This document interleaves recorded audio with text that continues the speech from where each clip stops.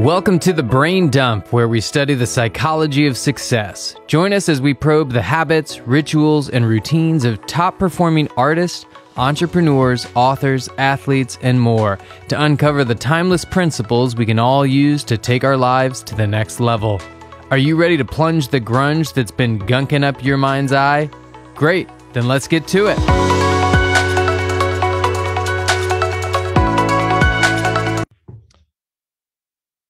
Hello and welcome to The Brain Dump. I am your host, Anthony Vicino, joined by the man, the myth, the legend, Austin Linney. This is the podcast where we study the psychology of success, and I have not a clue what we're talking about today. I showed up for this episode, and Austin, he looks me in the eyes and he says, "You ready? Buckle up. Let's go." I was like, no hello, no nothing. Here we are. So let's do it, Austin. What are we talking about today? Look at this gray beard we got going on. God, I see you, man. You see that? I feel like you didn't have any gray in the beard last time I saw you. Now you're wisdom. like Santa Claus. It's been a rough couple weeks, wisdom, real estate, entrepreneurship. I just finished this book this morning. It's so fitting. I actually texted you the topics 2 weeks ago or a week ago, so you may know them a little bit. Expected to remember that. Come on. Yeah, but I can. So, what we're going to talk about today is surrender. It's this word that I just finished Michael Singer's book, The Surrender Experiment. Somebody suggested it to me. I've been suggested it many, many times, but I actually picked it up and listened to it. And I actually had a call with my coach last week too. That was really interesting. And he said that in the 2.5 years that he's met me, and we've talked millions of times, he said, I finally said the smartest thing I've ever said. I said, I keep trying to run from something that every time I run from it, it keeps pulling me back into it, whether that's a vocation or a skill or an area of my life that I'm really good at, that maybe I wanted something different, but yet the universe has another plan for me. And I think on the back of this surrender conversation, it's force, right? The opposite word for surrender is force. And so I want to start the conversation there on kind of like us forcing our life down a path opposed to like surrendering into what the universe has in set for us. All right. This is interesting. This is compelling. I have not spent much time thinking or pontificating on these topics, so this is some virgin terrain for me. The first things that come to mind, I guess, when we're talking about surrendering is the most intuitive question is like, how do we know when the universe is trying to tell us something and just trying to put it back in front of us, and that's the thing that we need to lean into and surrender to versus all the noise. It's so hard to find the signal through the noise sometimes. So how do we differentiate those two? I think it's patterns. I think there's ultimate patterns in your life where, one of my great mentors said to me, in life, as you get older, the same things keep showing up in your life and the lessons get harder, hurt more, and cost more. And so you can either wake up to them and understand that there's a pattern behind most things in your life, or, this is kind of the same concept as like people believing that life is lived in absolutes. Like, I think people think like, this is the only place I'm supposed to live. This is the only job I'm supposed to live. This is the only thing I'm supposed to do. And ultimately, life is kind of like a river sometimes. And where I tell my clients is, if you show up in who you are as a person, what you stand for, and your daily habits, and you're open for opportunities, and that's somewhat of you living based on your life and not being a prisoner to every new thing that comes into your world. It's funny that you mentioned the river there. I've been reading Bruce Lee's, some of his philosophical writings. We know of him as like the martial artist, but he was also like he actually went to school, I think, in Washington and got a philosophy degree. So like that was his educational background. And he has some interesting thoughts for sure. I think we would have had him on the podcast and had some interesting conversations because he thinks a lot on these topics. And he talks a lot about flowing with things rather than trying to force them. It's like the idea that the willow bends, whereas the oak breaks. And so we need to be flexible. And he talks a lot about the river metaphor. And as you're talking about forcing versus surrendering, I'm thinking about how you can't hold the river. You can like cup it in your hands, but it's just going to leak through all the little holes. No matter how hard you try to grip your hands together, it's always going to find a way through, because you're not a perfect vessel for holding the river, but you can surrender to the river and lay down in it, and it can hold you. And so the effect is similar. How you come to it, entirely different.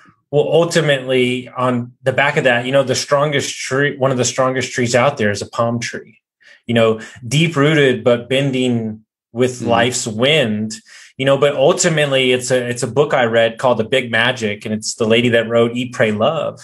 And one of the things she talked about is art is not you. Like art is like it moves through you, kind of like your metaphor for the river. So the question is if we don't know who we are or what we stand for, then maybe the bigger question that we're asking ourselves here is how can you surrender to the flow of life if you don't know who you are? Mm-hmm. This is really interesting. Art's fascinating to me because for me, it is such a collaborative thing. It's not until there's an audience to consume and to process the art that it's really art. Before that, it's like the whole, does a tree fall in the woods? Does it make a sound? If nobody is there to appreciate or to observe the art, then it's not really art at that point. It's just non-existent. And this is hilarious that this is the topic for the day, because there is this old Michael Jackson interview, back when he started getting like real crazy, like real Michael Jackson crazy. And they're talking about purpose and his art and his expression and all this stuff. And he said something that's like, on the surface, you're like, that's crazy talk. But then when you unpack it, you're like, oh, that's actually interesting. And his thing was this: they asked him a question along the lines of like, why do you do what you do type thing? Like, where does your magic come from? Where does your art come from? And he says something to the effect that he's just the vessel, just the conduit, that God is sending him the messages, and that he doesn't respond to them, that God is going to send them to Prince. And he's like, so if I don't do this, then the universe is going to send it to somebody else and they are going to do it. So I have to be the one. That's amazing. On the back of that, I'm going to tell you a story very quickly about Big Magic, the book. So she lived in Minnesota. I want to say Minnesota. She lived in Minnesota or Seattle. There was two women. She had come to the idea of a book idea about 1930, a gold rush in Argentina, about a village, about a woman and a man. And she has this idea forming for years, but never gets around to it. She winds up meeting this lady through a publisher. They became really, really good friends. She was another famous writer on the other side of the coast. The woman comes to her after knowing each other for 6 months and says, I have an idea for a story. I'm going to write it. The lady asks, what is the idea? It's about a 1930 little town in Argentina about a gold rush. And at that moment, she literally could not believe that they had the exact same story, lived in two different parts of a small town in Argentina.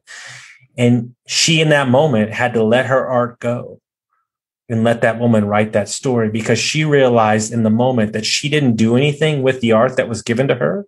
And it passed on to somebody else. Mm-hmm. Thinking back again, Bruce Lee will use this. He writes about how the cup's value is in its emptiness, and the cup's purpose is then to be empty and to then be filled from the outside. And it's like this: the art is, we are just the vessel, and the universe in whatever way, whether this is your art or this is your work or whatever it is, your life's purpose is there for you to be filled up with. But if you don't do anything with it, and so many people don't, And this is where it becomes really interesting with the psychology of success. Whether we're talking about forcing or surrendering, we're trying to resist what's there in front of us and what we know we're called to do, because that calling can be scary, or sometimes that calling can just be really quiet. And so the voice that is calling you to surrender is hard to hear over all the things that society is telling you that you should want, that should be your path, and all the things that you convince yourself like that should be my path. But deep down in that dark, quiet place, I think that we all hear like that internal voice that we hear right before we go to sleep, or in those quieter moments of life where we're like, I'm not where I'm supposed to be. And why is that? Is that because I am walking away from the thing that I know I should be going towards? And ultimately, what you need to understand at its core, you're exactly where you need to be. Perfect example. Brand new coaching client today, second call today. He says, I really want to start posting on social media more. So I say, he goes, what should I post? I said, what do you care about? Give me 5 things that you care about. He tells me the 5 things. I go, there you go. Now go post for the next 60 years. And he was like, it's that simple? Yeah. You're going to attract the people that you want to attract, that care about what you want to care about. Done. And he goes, well, man, I've been worried about this for like 8 months. I go, well, there you go. He goes, you made it so simple. Ultimately, at the end of the day, every time that you walk away from the simple task, what you're born on this earth to do, you're walking away from your mission in life. And if you know who you are deep in your core and you surrender to the fact that life maybe has a picture for you far greater than you can even imagine, the amount of people that you can impact. And here's the deal. I'll call myself out. Because in my moments of frustration, and understand that I went through the alcoholism and the drug addiction and the divorce and the loss of money to be a beacon of light, to provide people the path through, that maybe they don't have to go through it as strong as I have. If I did that for the rest of my life, would that be good enough for me to be okay with my life? If I surrendered to that purpose and got divorced from the monetary value and the things that I think I need and just did that, then I could do just that for the rest of my life. But we don't do that. We're searching for something outside of ourselves instead of just surrendering to the flow of life. So I'm curious, since you've been pontificating on this for the last couple of weeks, since you read that book, you texted me like, oh, we're going to talk about this thing. So it's been in your mind for a little bit now. What have you been realizing are the things that you've been forcing, and what are you realizing you need to surrender to? I think that at 38 years old, especially going through divorce, I think that I should be somewhere and understand that every time I step in front of these situations, the stepping stones or the weird things that have happened to me have prepared me for that exact moment. And as I try to move away from hospitality and Airbnb and giving people experiences, that life keeps coming back to me.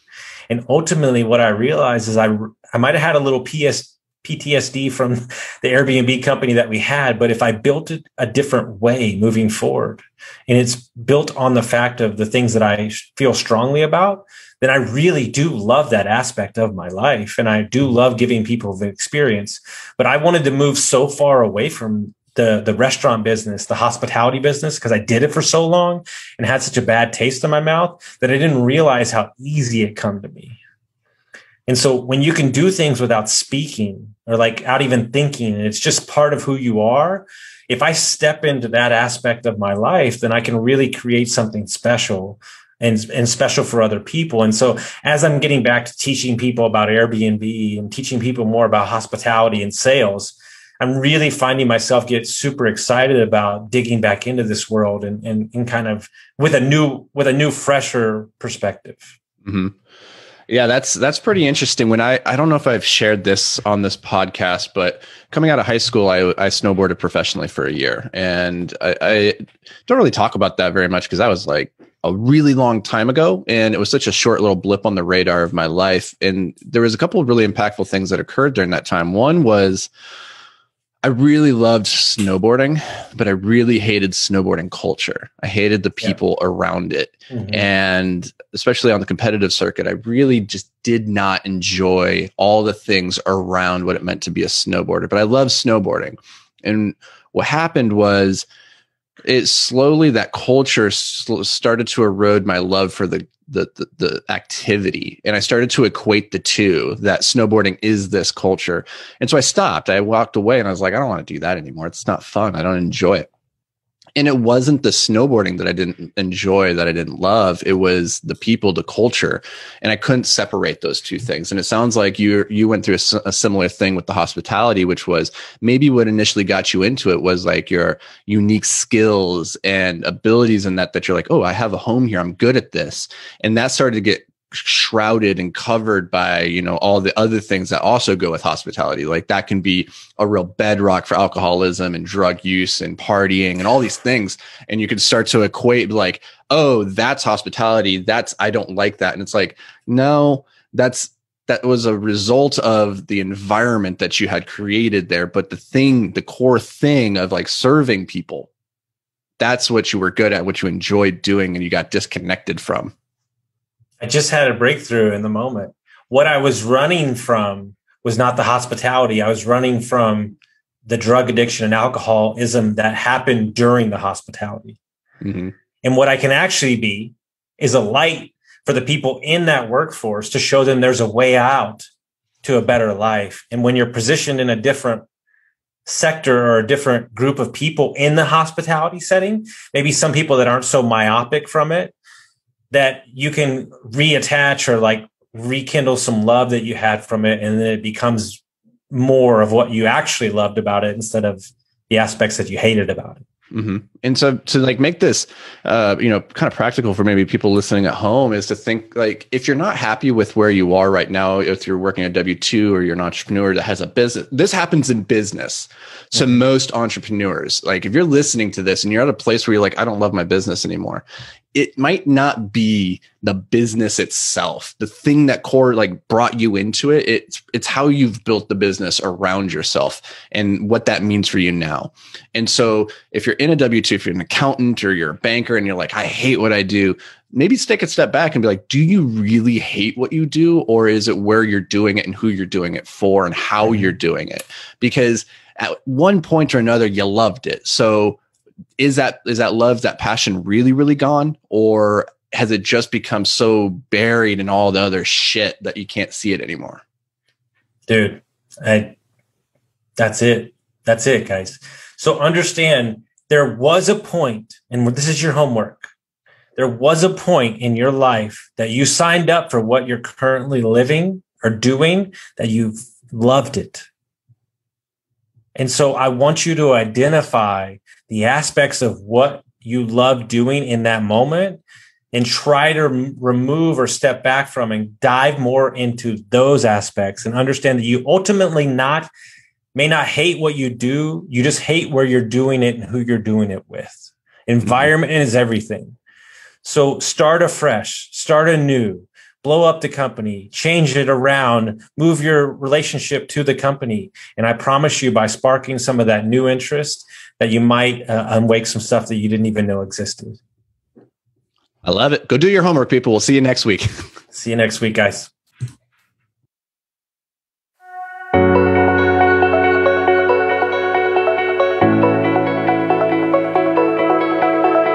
Thanks for joining us here at The Brain Dump. Now, before you go, it's important to solidify what you've learned here today by taking action. If all you do is listen, then you're only going to retain a small amount of the information you consumed here today. So take a quick moment to really lock in any key insights, tidbits, or pieces of wisdom that you want to carry with you into the future. You can do this by heading over to iTunes and leaving a review with your top 3 takeaways from this episode. If you've already left a review, first, thank you so much. Second, it's time to start a brain dump journal. It doesn't have to be fancy, just a slip of paper will do, where you can record a couple quick thoughts from each episode. Science shows this is one of the best ways to ensure long-term retention of new information. And finally, if you've got a brother, a sister, a coworker, or a best friend that you think would benefit from this episode, do them and us a favor and share with them this episode. Your support, as always, means the world to us.